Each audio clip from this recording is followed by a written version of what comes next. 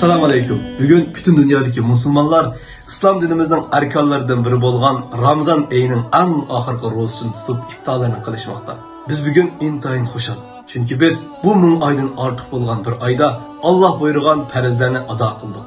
Rabbimizga yelinip köp dua qildik. Başka aylarda bolalmagan taqvodorlik ve hayır ihson mardlikni ko'rsatdik. Kechileri xilvatlarda ko'z yoshlarimizni to'kib Rabbimizga iltijo qildik.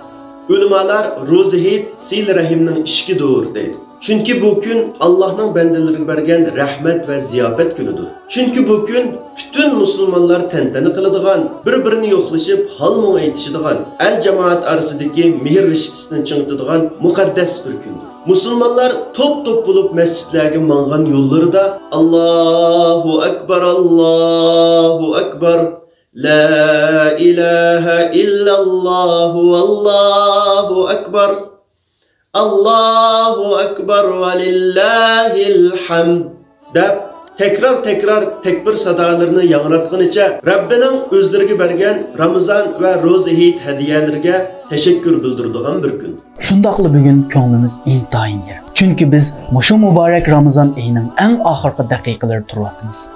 Qur'on-i Kerim nazil bolgan, cennetning eshikleri açılıp, cehennem eshikleri taqalgan, jin şeytanlar kishanlangan, fazilati ming aydan ortiq bolgan qadr kechisini qo'yniga olgan bir ayning eng oxirgi daqiqalari turvatimiz.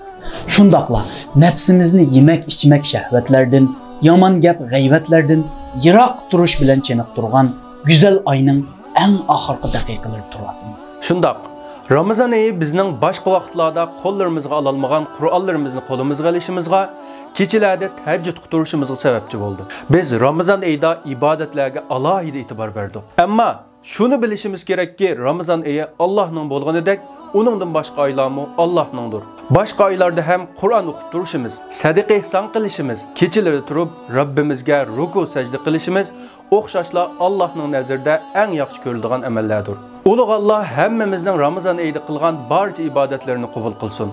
Shundaqla boshqa oylardami ibodatlarda himmat bilan taqvodorlik qildigan mo'min bandalar qatoridan bo'lishga muvaffaq qilsin. Ilmyor yoshlar guruhi hammanglarning ro'za hayitini qizg'in tabriklaydi.